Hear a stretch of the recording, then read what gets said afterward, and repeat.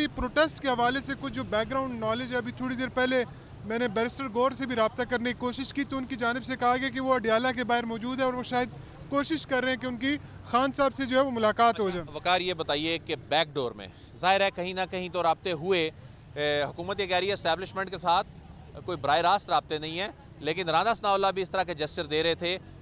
बातचीत तो होनी है लेकिन रूल्स ऑफ द गेम तय करने हैं, वो रूल ऑफ द गेम तय नहीं होते ज़ाहिर दिखाई दे रहे हैं। ऐसा लग रहा है कोई डेड लॉक है। किन चीज़ों पर डेड लॉक है? देखें अदील साहब, जो रात को हमने भी ये खोज लगाने की कोशिश की और ये तकरीबन आप कहें कि 3 लोग ये मुज़ाकरात हैं, एक अहम हुकूमती शख्सियत है और 2 पाकिस्तान तहरीक इंसाफ के। तो उनसे जो हमारी गुफ्तगू हुई उन्होंने बड़ा क्लियरली एक चीज़ की, उन्होंने कहा कि जी बिल्कुल हमारी बातचीत चल रही है और इवन कि अगर मैं खुलम खुला बताऊं तो उनकी जानिब से कहा गया कि जी हमारा एक डेडलॉक पैदा हो गया क्योंकि हम चाहते हैं कि 24 से पहले खान साहब की रिहाई हो, लेकिन दूसरी तरफ से हमें ये कहा जा रहा है कि नहीं, वो दिसंबर के दूसरे या तीसरे हफ्ते में जाके इस मामले को देखेंगे। तो दोनों तरफ जो सबसे बड़ा मसला है वो ये है कि कॉन्फिडेंस बिल्डिंग जो मेयर्स हैं, यानी ना तहरीक इंसाफ उन पर ट्रस्ट कर रही है। अस्सलाम वालेकुम, दुनिया डिजिटल के साथ मैं हूं अदील वड़ाइच। इस वक्त मैं इस्लामाबाद के डी चौक में मौजूद हूं। पाकिस्तान तहरीक इंसाफ की 24 नवंबर की एहतजाज की कॉल इस वक्त मुल्क की सियासत उसके गिर्द घूम रही है। इस वक्त इस्लामाबाद में जो कंटेनर्स की दीवारें जो हैं वो खड़ी करना शुरू कर दी गई हैं और तमाम नज़रें इस वक्त इस्लामाबाद में है, जो अब से चंद घंटे बाद एक्टिविटी का एक बड़ा मरकज़ बनने जा रहा है। पाकिस्तान तहरीक इंसाफ के साथ बैकडोर में क्या हो रहा है, जो बैकडोर राब्ते हैं, क्या कोई मुज़ाकरात हो रहे हैं, अगर हो रहे हैं तो किस स्टेज पे हैं, और जो बुशरा बीबी का गुज़िश्ता रोज़ उनकी जानिब से जो उनका वीडियो पैगाम जारी किया गया उसके बाद एक बड़ी कंट्रोवर्सी सामने आई है। और इस वक्त क्या अरेंजमेंट्स इस्लामाबाद में होने जा रहे हैं और इस्लामाबाद पहुंचने वाले रास्ते मुल्क भर से जो हैं उनकी क्या सूरत हाल है, इस्लामाबाद के अपने अंदरूनी मनाजर क्या हैं, क्या सूरत हाल है, कि अगले चंद घंटों में मूवमेंट कैसे हो सकेगी यहाँ, इस पर बात करेंगे। और अब इसी एहतजाज की कॉल वाले दिन ही बेलारूस के सदर जो हैं उनका विज़िट अहम होने जा रहा है यहाँ पर। तो क्या मंजरनामा बनने जा रहा है, हम दुनिया डिजिटल की टीम के साथ बात करते हैं। आदिल तनोली इस्लामाबाद के सीनियर क्राइम रिपोर्टर हैं।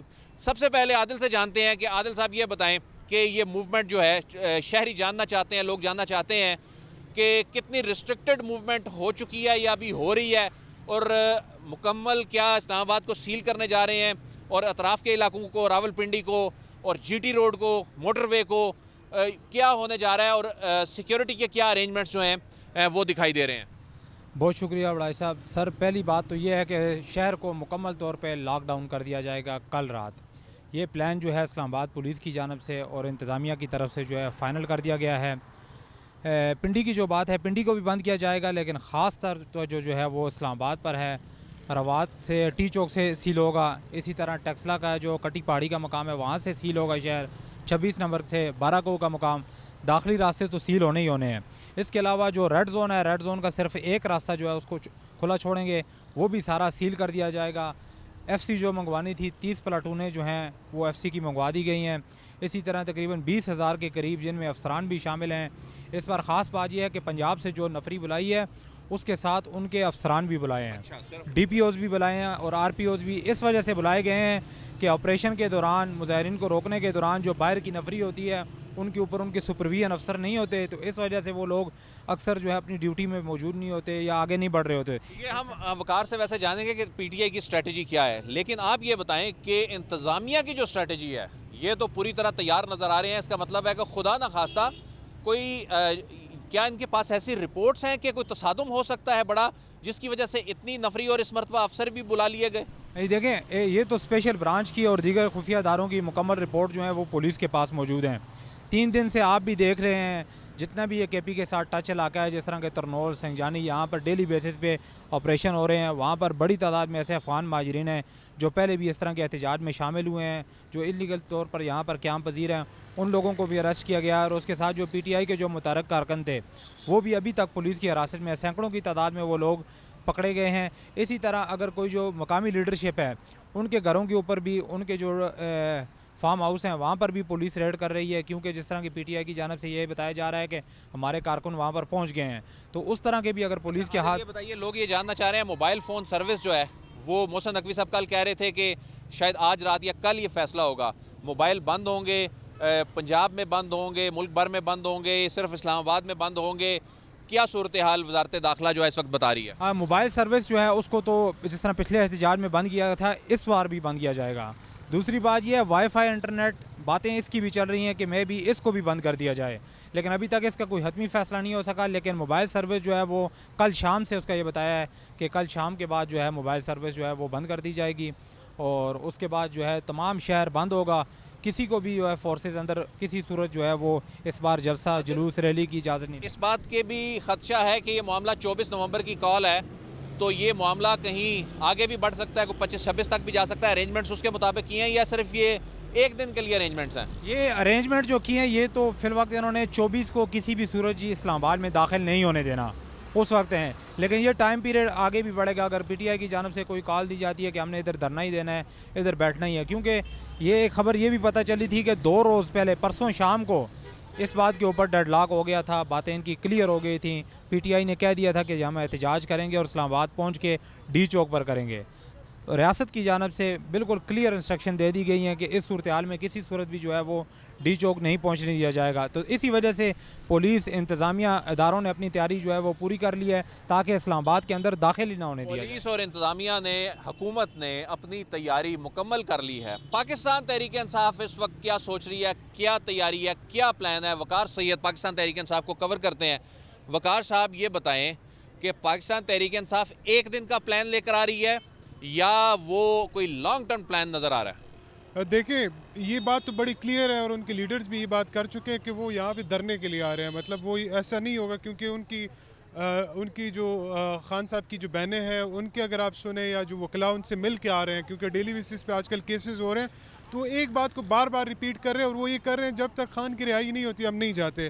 तो ये तो बड़ा क्लियर है। अब आपने पूछा स्ट्रेटजी का, देखिए जो डेफिनेटली पीटीआई ने भी एक प्लान ए प्लान बी बनाया हुआ है, लेकिन जो चीज़ें अभी तक सामने आई हैं उसके मुताबिक ये होगा कि जैसे केपी से काफ़िले चलेंगे तो वो अगर सवाबी भी पहुंचते हैं तो दिन को 1-2 बज जाएंगे, क्योंकि आपको पता है सर्दियों के दिन है, दिन इतना टाइम नहीं होता। और उन्होंने ये भी कोशिश करनी है कि रात को सफ़र से भी अवॉइड किया जाए, यानी ये अगर 24 की कॉल है तो पीटीआई को पहुंचते हुए 25-26 भी हो सकता है। लेकिन उससे पहले जो पिंडी इस्लामाबाद का उनका वर्कर है वो वहाँ पर बाकायदा तौर पर अपना कंट्रोल संभालने की कोशिश करेगा। उन्होंने पूरे पॉइंट जो है वो दिए हुए हैं। उसके अलावा फिर जैसे ही जो काफ़िला, जो मरकज़ी काफ़िला पेशावर से है वो डी चौक की तरफ बढ़ेगा, तो आसपास के जो शहरों के जो मुख्तलिफ MPAs हैं, जो टिकट होल्डर्स हैं, जो तंजीमी उहदेदारान हैं, उनकी बाकायदा तौर पर जिम्मेदारी लगाई गई है। और आपने भी देखा कि बड़ी स्ट्रिक्ट किस्म की इंस्ट्रक्शंस आई थी कि जी उनको टिकट ही नहीं मिलेगा। तो उस ये बताइए कि बुशरा बीबी जिस तरह उन्होंने कल अपना पैगाम जारी किया, अगरचे उस पैगाम ने एक नई कंट्रोवर्सी पैदा कर दिया और एक मामले पे जो उन्होंने जनरल बाजवा के हवाले से बात की, बैकफुट पे भी पाकिस्तान तहरीक इंसाफ को ले जाने की हुकूमत कोशिश कर रही है और जो सऊदी अरब के हवाले से उसको बयान को मंसूब किया जा रहा है, कहा जा रहा है, ये बड़ा डैमेजिंग भी हो सकता है पार्टी के लिए। इस पे पार्टी के अंदर क्या चीज़ चल रही है और उनका जो स्टेटमेंट है उसको किस नज़र से देखा जा रहा है? देखें, सबसे पहली बात ये कि सुबह मुख्तलिफ जो पार्टी के लोग थे जो बोलते हैं उन्होंने कहा कि जी पार्टी लाइन नहीं है, यानी पॉलिसी नहीं। अली ज़फ़र बोले, बैरिस्टर साहब जो तर्जुमान है केपी गवर्नमेंट के वो भी बोले। आप ज़रा इस मैटर को अगर समझने की कोशिश करते हैं तो आपको याद होगा जो शेर अफजल मरवत का मसला था वो कहाँ से शुरू हुआ। वो उन्होंने अडयाला जेल के बाहर जो है वो रजीम चेंज में सऊदी अरब का नाम लिया। उसके बाद खान साहब इन एक्शन आया है, फिर पार्टी उनके खिलाफ उन्होंने कहा ये कर दो, उनको निकालने तक कितनी बातें आई थी। तो खान साहब जो है वो सऊदी अरब के हवाले से मेरे ख्याल में बड़े क्लियर हैं। जो बुशरा बीबी ने बात की तो मुझे ये लगता है कि उन्होंने भी एक स्पेसिफिक कॉन्टेक्स्ट में बात की, लेकिन वो डेफिनेटली पीटीआई को उसका यानी डैमेज भी हुआ। लेकिन एक चीज़ सोचने वाली है ना कि ये जो वीडियो है ये कोई लाइव नहीं था, यानी ये पीटीआई के जो मीडिया टीम है उन्होंने सुना होगा, जो लीडरशिप है उन्होंने सुना कि वो अपलोड की होगी, तो उस चीज़ को भी कि उनकी मंजूरी के बाद ये अपलोड हुआ और उसके बाद आप ये समझते हैं कि कुछ नहीं होगा। दूसरी बात ये कि जो ये प्रोटेस्ट के हवाले से कुछ जो बैकग्राउंड नॉलेज है, अभी थोड़ी देर पहले मैंने बैरिस्टर गौर से भी रब्ता करने की कोशिश की तो उनकी जानिब से कहा गया कि वो अडयाला के बाहर मौजूद है और वो शायद कोशिश कर रहे हैं कि उनकी खान साहब से जो है वो मुलाकात हो जाए। वकार ये बताइए कि बैक डोर में ज़ाहिर है कहीं ना कहीं तो रब्ते हुए, हुकूमत ये कह रही है इस्टेब्लिशमेंट के साथ कोई बराह रास्त रब्ते नहीं है, लेकिन राना सनाउल्लाह भी इस तरह के जेस्चर दे रहे थे बातचीत तो होनी है लेकिन रूल्स ऑफ द गेम तय करने हैं, वो रूल्स ऑफ द गेम तय नहीं होते बाहर दिखाई दे रहे हैं। ऐसा लग रहा है कोई डेड लॉक है। किन चीज़ों पे डेड लॉक है? देखें अदील साहब, जो रात को हमने भी ये खोज लगाने की कोशिश की और ये तकरीबन आप कहें कि 3 लोग ये मुज़ाकरात हैं। एक अहम हुकूमती शख्सियत है और 2 पाकिस्तान तहरीक इंसाफ के।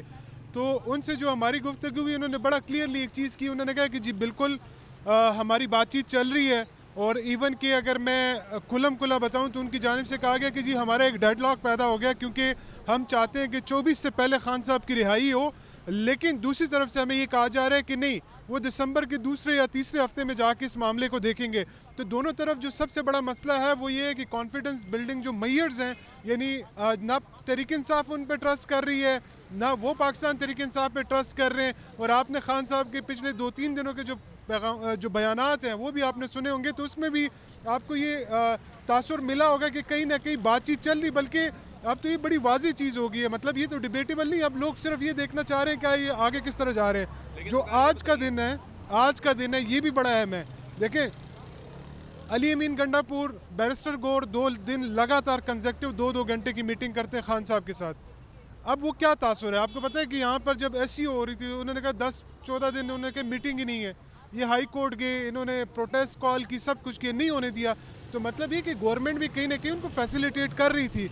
आज की जो ये शाम जिस वक्त हम ये रिकॉर्ड कर रहे हैं बड़ी अहम है।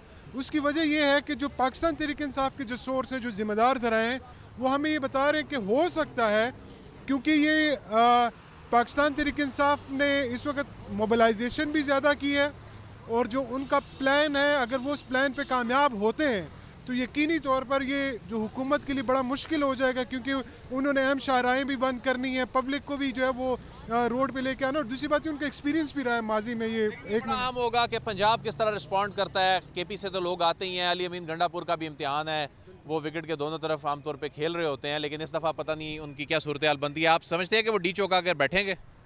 अभी तक जो खान साहब की इंस्ट्रक्शन है और जो PTI का प्लान है उसके मुताबिक तो उनको बैठना पड़ेगा, यानी जो उनके प्लान है। लेकिन आपने कहा ना अली अमीन दोनों तरफ खेल रहे हैं, तो वो मेरी नज़र में देखिए हम कामयाब सियासी एक स्ट्रेटजी है। ऐसे टाइम में जब सारी कुव्वत आपके खिलाफ हो, आप एक सूबे के CM हो, फिर आप पे पार्टी की भी जिम्मेदारी। देखें पाकिस्तान तहरीक इंसाफ इसमें 2 लोग चला रहे हैं, एक इमरान खान और दूसरा जो है वो अली अमीन गंडापुर। एग्जैक्टली, तो वो प्रेशर भी है, उन्होंने इदारों के साथ भी चलने। और आपको पता है जो यानी मेरा सूबा है वो खैबर पख्तूनख्वा से मेरा भी ताल्लुक है, लेकिन वो सूबा आम नहीं है, वहाँ पे सिक्योरिटी के मसाइल आपने कुरम का कल देखा। आज जो आर्मी चीफ गए वहाँ पे, उन्होंने सिक्योरिटी से मुतल्लिक मीटिंग्स की। तो इसका क्या मतलब है कि वो बड़ा सेंसिटिव एरिया है, वहाँ पे आप ये नहीं कर सकते कि आप दरवाज़ा बंद कर दें। आप कहते हैं मैं ना मानूँ की पॉलिसी, लेकिन मेरा ये अंदाज़ा है कि जो इदारे हैं वो डेफिनेटली, आपको पता है कि ऐसा नहीं हो सकता कि वो सोए रहें और वो कोई अरेंजमेंट ना करे, क्योंकि डेफिनेटली पाकिस्तानी लोग हैं लेकिन बीच में से अरेंजमेंट तो डेफिनेटली बहरहाल जो इदारे हैं हमारे कानून नाफिज करने वाले इदारे वो कर रहे हैं। ज़ीशान यूसुफज़ई से बात कर लेते हैं। ज़ीशान यूसुफज़ई बेलारूस के सदर आ रहे हैं, उस दिन हाई प्रोफाइल यहाँ विज़िट हो रहा होगा। यहाँ तो कंटेनर्स लग गए हैं और यहाँ पर जो सिक्योरिटी की सूरत हाल अब से चंद घंटों बाद होगी। और लेकिन खैबर पख्तूनख्वा से अगर काफ़िले यहाँ पहुँचते हैं, दीगर इलाकों से अगर पहुँच जाते हैं, तो ये हाई प्रोफाइल विज़िट जिस पे हुकूमत बार बार ये बात भी कर रही है, ये खुदा न खास्ता कोई ऐसा तो नहीं कोई नेगेटिवली इसको हिट करे। अदील साहब, मैं आपको 2 चीज़ें बताऊंगा। पहले तो जो दौरा हो रहा है, जो बेलारूस का सदर आ रहा है, वज़ीर आज़म शहबाज शरीफ ने उनको दावत दी और वो आ रहे हैं। एक तो उनका दौरा कितना इंपॉर्टेंट है और दूसरा इम्पैक्ट क्या जाएगा। अगर इंपॉर्टेंस की बात की जाए तो ये कोई इस तरह अनप्रेडिक्टेबल सा दौरा नहीं है। इससे पहले बेलारूस के जो वज़ीर तवानाई हैं उन्होंने दौरा किया और सितंबर में जो होने वाला दौरा था वह उसमें जो पाकिस्तान और बेलारूस का वज़रा का मशावरती कमीशन है उनका 7वां इजलास भी हुआ। तो ये एक तसलसल है कि बेलारूस का सदर अब आ रहा है और अब आते वक्त जो दौरा था उनका दौरा, उसमें वो बात किस चीज़ पे करेंगे। एक बात तो वो मुख्तलिफ मफाहमत या दाश्तों और एग्रीमेंट्स पर दस्तखत करेंगे। टेक्सटाइल के शोबे में उनके साथ एक बड़ी जो है बातचीत जारी है। इसके अलावा जो इलेक्ट्रिक बसेस हैं उनकी मैन्युफैक्चरिंग की जो पॉलिसी है उसको एक शेप दी जाएगी। इसके साथ साथ ज़राअत, साइंस एंड टेक्नोलॉजी और तिजारत। ये कितनी देर पर मुहित होगा, कितने अरसे पे मुहित होगा ये दौरा? सेम डे है ये जिस दिन ये एहतजाज हो रहा होगा, या ये 2 रोज़ा है? कितने अरसे पे मुहित है? देखिए दिल साहब, उनका जो रोज़ा दौरा है वो तो 2 रोज़ा ही है, 25 से 27 तक है वो। 3 रोज़ा दौरा है, लेकिन जब एक एक्सीलेंसी या एक फ़ॉरेन डेलीगेट आता है या एक फ़ॉरेन मिनिस्टर आता है या सदर वज़ीर आज़म आता है तो ज़ाहिर सी बात है उनका यहाँ पर सफारत खाना होगा, वो देखेंगे शहर के हालात, देखेंगे कि इस्लामाबाद में क्या चल रहा है, ये पार्लियामेंट है, ये रेड जोन है, आपको कंटेनर्स नज़र आ रहे हैं, तो वो तो आगे बताएंगे कि इस शहर में क्या हो रहा है। तो एक तो ये असरात पड़ते हैं। दूसरा, जब वो आएंगे और यहाँ पर लास्ट टाइम भी हमने देखा जब एहतजाज हो रहा था तो शहर में एक सुनसान शहर पड़ा था, तो ये इम्पैक्ट्स तो जाते हैं। इसके साथ साथ जो है जो मुफाहमती यादाश्त और एग्रीमेंट्स पर दस्तखत किए जाएंगे तो उसको भी देखा जाएगा, और खुदा न ख्वास्ता ये दौरा मुलतवी होता है तो कितना नुकसान होगा। और आखिरी एक हमेशा ये चीज़ खैर सामने आती है, जब उस वक्त 126 दिन का धरना था तो नून लीग ये नैरेटिव बनाती रही, देखें जी वो चाइनीज़ प्रेसिडेंट ने आना था, तो अब भी मेरा ख्याल है हुकूमत जो है वो इस पे इसी तरह ही बात कर रही है कि देखें अब एक और दौरा हो रहा है इम्पॉर्टेंट, तो ये उससे मुतासर ना हो जाए। दुनिया डिजिटल की टीम को डी चौक से इजाज़त दीजिए, आपसे फिर मुलाकात होगी। अल्लाह हाफ़िज़।